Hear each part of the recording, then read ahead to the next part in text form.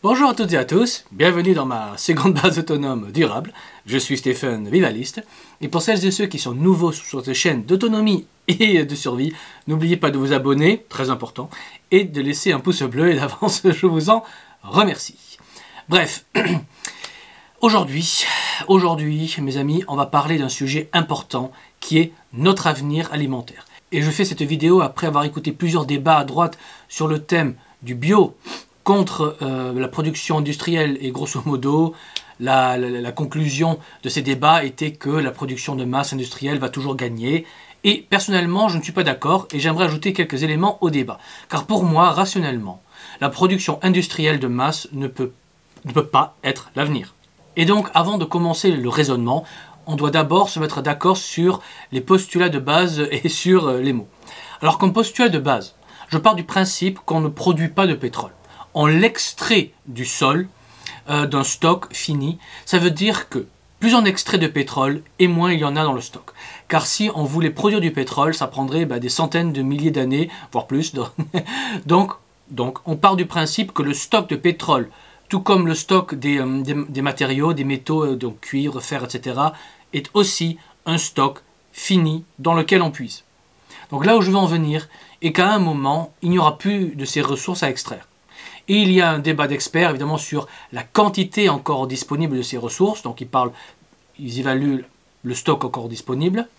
Mais, un point sur lequel tous les experts sont d'accord est que le stock facilement accessible et bon marché à extraire est épuisé. Et il ne reste plus que du stock difficile et coûteux à extraire. Ce qui, concrètement, va se traduire par une hausse des prix des ressources de base. Car, rationnellement, si produire une tonne de cuivre ou extraire une tonne de pétrole coûte plus cher à extraire, eh bien forcément, vu que le coût de production augmente, logiquement, le prix va augmenter. Car une entreprise doit faire des bénéfices, et si une boîte vend à perte, donc en dessous du prix de production, vous comprenez bien que ce n'est pas un modèle très durable. Bon, donc on part du principe de base que plus on va avancer dans le temps, et moins il y aura de ressources pétrolières et minières disponibles. Et donc le prix sur la durée va augmenter, et je n'inclus pas ici l'inflation naturelle de la monnaie qui fait aussi augmenter le prix des produits. Donc dans cette logique, plus le temps va avancer, plus le cuivre va coûter cher, plus le fer va coûter cher, et plus le pétrole va coûter cher, et ça vaut pour toute ressource au stock fini. Donc si le coût des matières premières va augmenter, logiquement le coût de fabrication industrielle des machines comme des camions et des machines agricoles, des moissonneuses-batteuses, va augmenter. Donc plus le temps va passer, et plus le coût de fabrication, on va dire, d'un kilo de pommes de terre industrielles va augmenter. Parce que le matériel va coûter plus cher, l'entretien va coûter plus cher, les intrants vont coûter plus cher, tout va coûter plus cher. Donc le prix pour produire un kilo de pommes de terre de manière industrielle va augmenter. Ça c'est la logique. Tout comme il est logique que si on a une hausse des prix des ressources de base, comme l'essence et le prix des machines, forcément, les coûts de transport de ce kilo de pommes de terre pour l'amener à l'usine d'emballage va augmenter, tout comme le prix de transport de l'usine d'emballage vers le supermarché va augmenter, sans parler qu'à chaque étape, il y a des intermédiaires qui prennent une marge au passage. Donc, rationnellement, plus le temps va passer et plus le prix de votre kilo de pommes de terre en supermarché va augmenter, à cause évidemment de la raréfaction des matières premières qui sont nécessaires à la production de ce kilo de pommes de terre industrielles. Alors que le coût de production d'un kilo de pommes de terre chez un permaculteur, par exemple, dans une petite exploitation qui travaille à la main, n'augmente pas. Car pour produire un kilo de pommes de terre, il n'a pas besoin de grosses machines. Il n'a pas besoin de machines pour récolter. Il possède ses graines. Il travaille à l'huile de coude ou à traction animale. Donc le coût de production chez un permaculteur ne va pas augmenter. Ça, ce sont des postulats de base sur lesquels on peut tous être d'accord. Tout comme on peut être d'accord qu'à terme, la production industrielle va cesser, faute de matières premières comme le pétrole. Car un jour, il n'y aura tout simplement plus à extraire. Alors je ne dis pas que ce sera demain, je dis qu'on peut tous être d'accord sur le fait qu'un jour, le modèle industriel va cesser, faute de ressources pour produire. Donc factuellement, ce n'est pas une question est-ce que ça va s'arrêter, la seule question est quand ça va s'arrêter. Parce que ça va s'arrêter. Donc factuellement, la production de grande masse va s'arrêter à un moment donné, alors que le modèle renouvelable de permaculture va perdurer dans le temps. quelles que soient les crises, même s'il y a l'effondrement, comme c'est fait à la main, ça va perdurer. Alors l'argument qui est utilisé contre le modèle de permaculture est que sur le court terme, les gens vont préférer acheter la nourriture la moins chère, ce qui est vrai. Et il est factuellement vrai que la production industrielle, aujourd'hui, permet ce qu'on appelle l'économie d'échelle. Ce qui fait qu'un kilo de pommes de terre industrielles va coûter, bon, j'invente un chiffre, va coûter 1 euro en magasin. Alors que le kilo en permaculture va coûter 3 euros à produire, parce qu'ils produisent moins. Donc, entre 1 kilo à 1 euro et 1 kilo bio à 3 euros, eh bien forcément, la masse va préférer acheter le kilo à 1 euro. Ce à quoi je dis oui, mais. Car ça, c'est vrai quand on vit dans une société comme aujourd'hui, où on a accès en abondance à des matières premières pour produire à bas coût de la masse. Et je pense qu'on peut tous être d'accord pour dire que depuis plus d'1 an, le prix des aliments en supermarché a énormément augmenté, et pour plusieurs produits. On peut même parler d'un doublement pour certains produits.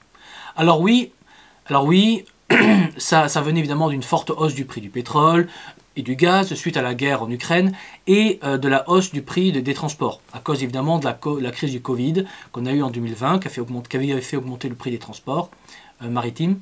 Mais ce prix-là est redescendu au même prix qu'avant la crise du Covid, c'est-à-dire à 2000 $ le conteneur. Et le prix du pétrole aujourd'hui est redescendu autour de 85 $ le baril. Et pourtant, maintenant que ces crises se calment, le prix de l'essence à la pompe n'a pas tellement baissé. Bizarre. Pourtant, le prix des produits alimentaires dans les supermarchés n'ont pas baissé non plus.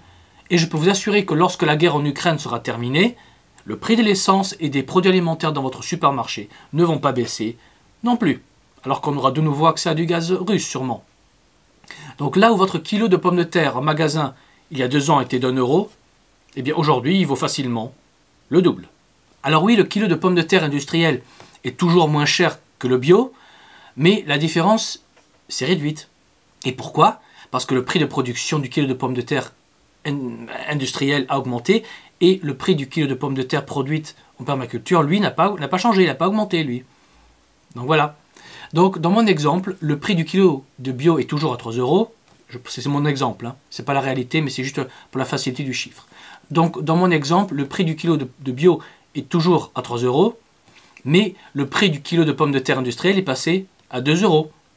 Donc oui, aujourd'hui, il est toujours moins cher d'acheter le kilo de pommes de terre industrielles, c'est vrai, mais dans quelques années, peut-être même moins, ça ne sera plus le cas. Et avec la raréfaction des matières premières, tôt ou tard, très bientôt même, le prix du kilo de pommes de terre industrielles va coûter plus cher que le kilo de pommes de terre bio. Et s'il y a un effondrement ou une rupture d'approvisionnement, eh bien le kilo de pommes de terre industrielles ne sera même plus disponible du tout. Alors que le kilo de pommes de terre bio, lui, il sera toujours disponible localement, quelle que soit la crise internationale et quel que soit l'état des stocks finis des matières premières. Voilà.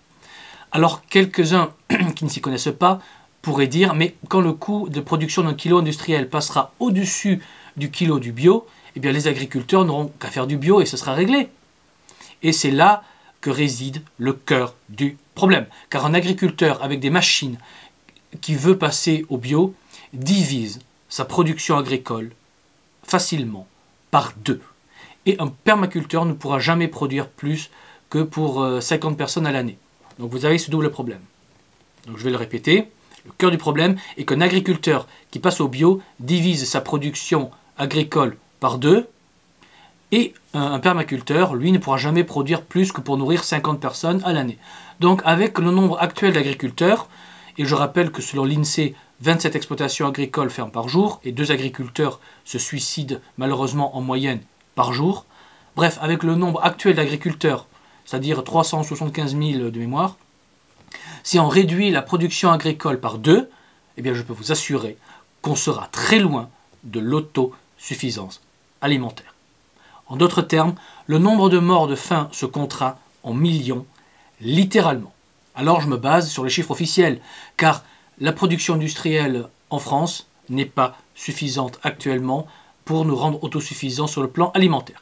Alors, vous imaginez si aujourd'hui, avec la méthode industrielle, on n'est pas autosuffisant, avec passer au bio, réduirait facilement la masse produite par 2.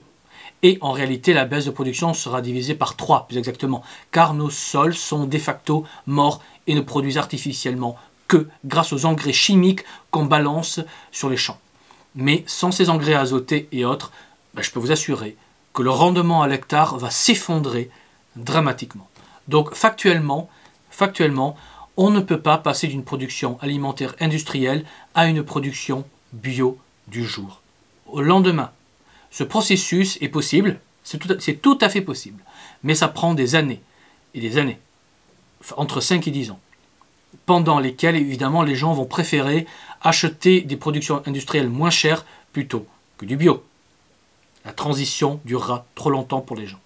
Donc les gens préfèrent acheter moins cher avec une vision de survie court terme plutôt que d'acheter aujourd'hui plus cher mais en s'assurant que demain il y aura toujours suffisamment de nourriture disponible. Car avec notre modèle industriel actuel, assez rapidement, la masse alimentaire disponible va baisser dramatiquement et on aura des famines, surtout en cas de rupture d'approvisionnement ou d'un effondrement brutal. Alors que si on avait un tissu dense de petits producteurs locaux, on pourrait avoir une rupture des approvisionnements mondiaux ou un effondrement, eh bien les gens pourraient quand même survivre sans mourir de faim. Car notre production alimentaire sera alors locale, durable et suffisante pour nourrir tout le monde. Ce qui n'est pas le cas aujourd'hui. Ce n'est pas le cas aujourd'hui. Donc si ça pète aujourd'hui, ce sera la famine et le chaos, alors que si le pays avait été autosuffisant de manière durable, on n'aurait pas de famine, ni de chaos lors d'un effondrement ou une grave crise internationale avec une rupture des approvisionnements des circuits mondialisés mondiaux. Donc de fait, comme le peuple n'a pas une vision de ses intérêts sur le long terme, c'est à l'État de gérer cela en ayant une politique d'autosuffisance alimentaire nationale. Donc ça voudrait dire, d'une part, d'arrêter le mouvement de destruction du monde agricole, car je rappelle que selon l'INSEE, 27 exploitations agricoles ferment par jour et 1 à 2 agriculteurs se suicident par jour, et d'autre part, inverser on va dire, la tendance, donc il faut déjà arrêter de tuer le monde agricole, et d'autre part, il faut inverser la tendance, donc au lieu que 27 exploitations ferment par jour, qu'on ait plutôt 27 exploitations bio qui ouvrent par jour. Alors oui, ça coûtera cher, mais le sujet alimentaire, donc la capacité de nourrir le peuple demain, me semble être une priorité nationale de premier plan. Comme je l'ai dit, il faudra des années et des années pour rendre les champs industriels à nouveau fertiles et passer d'une agriculture industrielle chimique à une agriculture bio et durable. Ça ne se fera pas un jour, ça prendra des années et ça ne se fera pas du jour au lendemain. Oubliez ça à tout jamais, comme dirait l'autre.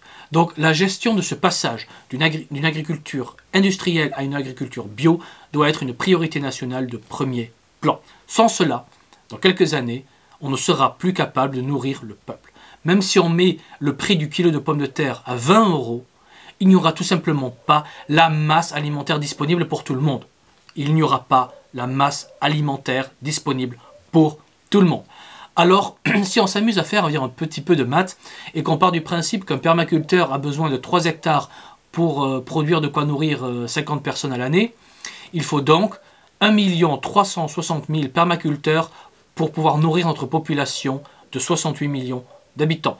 Et il faudrait donc avoir 4 millions d'hectares agricoles disponibles. Alors selon l'INSEE, il y a 27 millions d'hectares agricoles en France. Donc on a presque 7 fois plus de terres agricoles disponibles que nécessaire. On a en France 7 fois plus de terres agricoles disponibles que nécessaire. Et théoriquement, ces 27 millions de terres agricoles, rien qu'en France, pourraient nourrir 450 millions de gens en bio, c'est-à-dire la population de l'Europe. Donc la France pourrait nourrir l'Europe en termes de terres, de surface. Donc on a les terres agricoles pour une telle politique d'autosuffisance. Et il y a en plus officiellement 5 millions de chômeurs en France, donc il y a 4 fois plus de personnes sans emploi disponibles que nécessaire. Rappelez-vous, il faut 1 360 000 personnes en permaculture. Il y a 5 millions de chômeurs. Donc la France a les ressources humaines et matérielles nécessaires, sans compter que de créer 1,5 million d'exploitations agricoles créerait un boom économique local et dynamiserait la ruralité. Et les financer serait intéressant pour l'État au passage, car ça ferait 1,5 million de chômeurs en moins. Donc moins d'aides sociaux à verser, qui en plus se mettraient à être productifs, donc imposables au passage.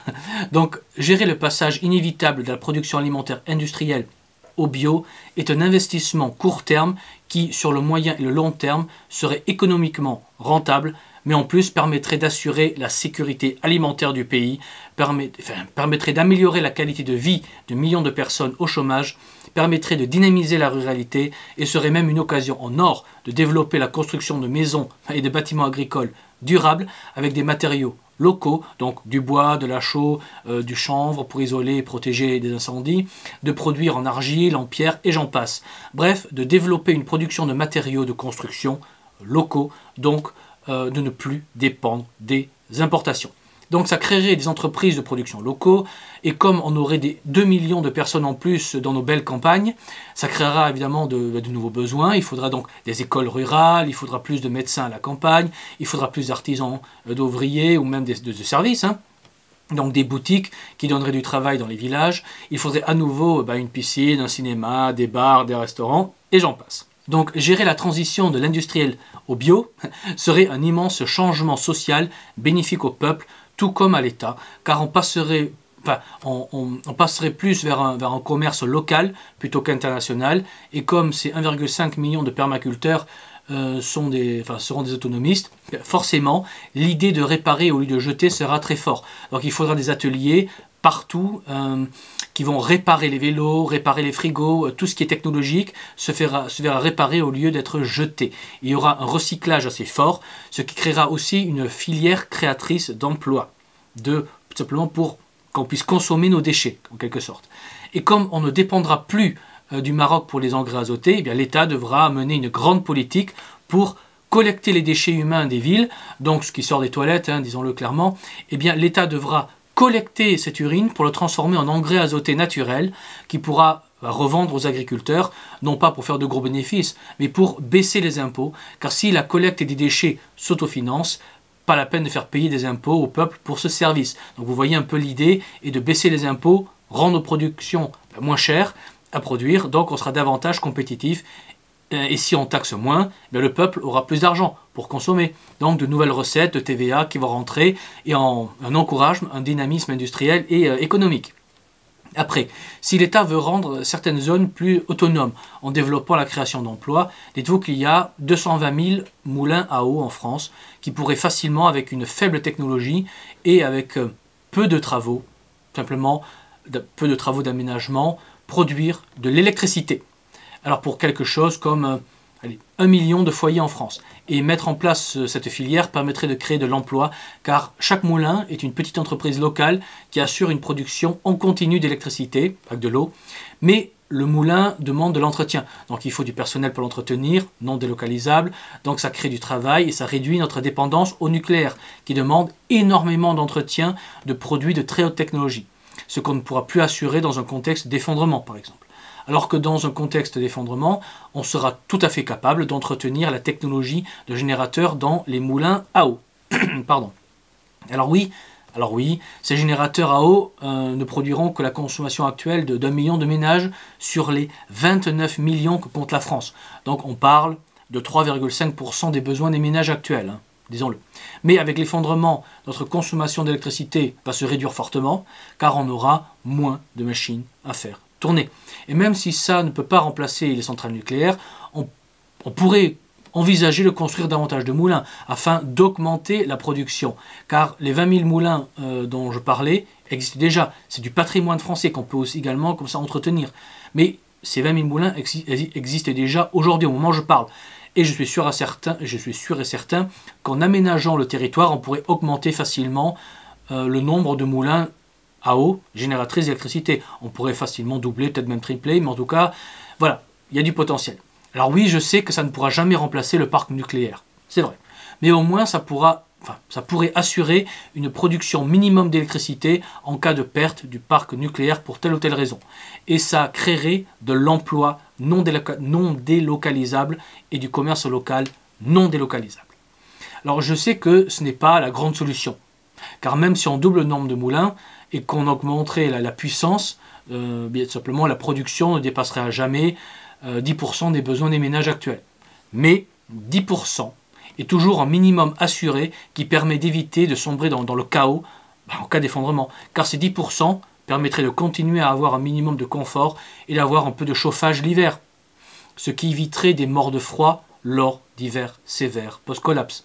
Même si l'État devrait encourager les foyers à se chauffer au bois, tout en développant une filière de production de bois, car pour nourrir le peuple, on n'a besoin que de 4 millions d'hectares agricoles sur les 27 millions disponibles. Donc en théorie, on pourrait transformer quelque chose comme 23 millions d'hectares qui aujourd'hui sont des champs agricoles, on pourrait les transformer en forêts qui produiraient du bois de construction et de chauffage, et du gibier au passage. Bon.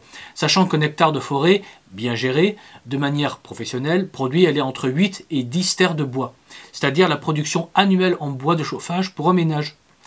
Alors, quand on regarde les chiffres, aujourd'hui en France, il y a 17 millions d'hectares de forêt exploitables, ce qui représente une capacité de chauffage pour 17 millions de ménages sur 29 millions. Donc pour chauffer 100% des ménages en France en bois de chauffage, il suffit de transformer 12 millions d'hectares agricoles en forêt exploitable.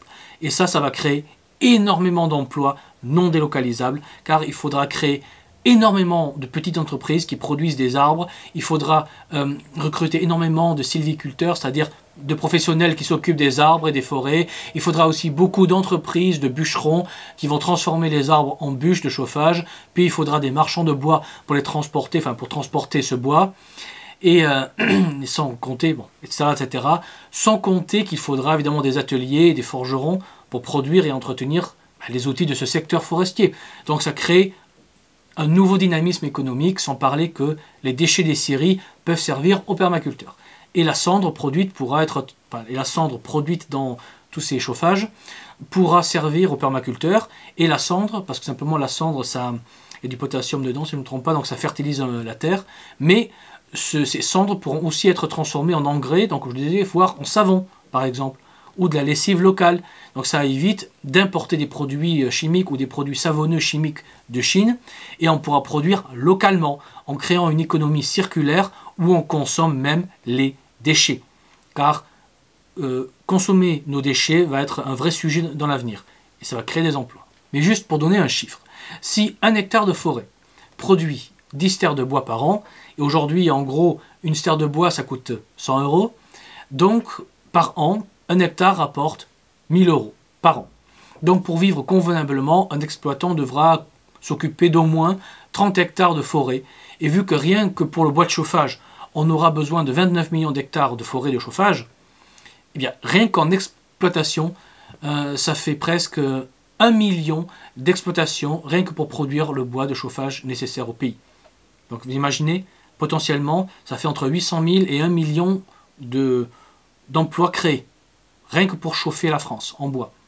Et bien entendu, il faudra plus pour produire du bois de construction, sans parler évidemment des métiers et services qui seront nécessaires pour amener ce bois en bûche, ce bois brut transformé en bûche, utilisable pour les 29 millions de ménages en France. Il y a toute une industrie, tout un tissu économique à créer. Donc rien que de passer d'une agriculture, donc si on résume un peu, rien que de passer d'une agriculture industrielle à une industrie bio, on crée facilement 1,5 million d'emplois. Et bien en passant au chauffage à bois, on crée au bas mot bien 1 million d'emplois en plus. Ça fait 2,5 à 3 millions d'emplois qui, à leur tour, vont créer des centaines de milliers d'emplois dans les services, dans la construction, dans les transports, dans la transformation, et j'en passe. Et si en plus on passe d'une économie de production de déchets à une économie où on transforme nos déchets, où on consomme nos déchets, là on est dans le plein emploi. On augmente drastiquement le bien-être des gens, qu'on permet de se réenraciner. Et petite parenthèse, il faut quand même le dire, créer 17 millions d'hectares de forêt pour créer du bois de chauffage va aussi demander pas mal de chasseurs professionnels et de gardes-chasse qui vont produire de la viande qui servira également à nourrir le peuple, tout en permettant à la faune et la flore locale, donc la biodiversité, de se développer considérablement. Mais bon, ce calcul est au doigt mouillé car juste pour donner une idée de l'échelle dont on parle, car il faut bien réaliser aussi qu'il faut bien entre 10 et 30 ans avant qu'un hectare de forêt commence à être vraiment productif. Ça, il faut se le dire. Bon. Donc là, on parle bien d'une politique long terme de transformation de la société.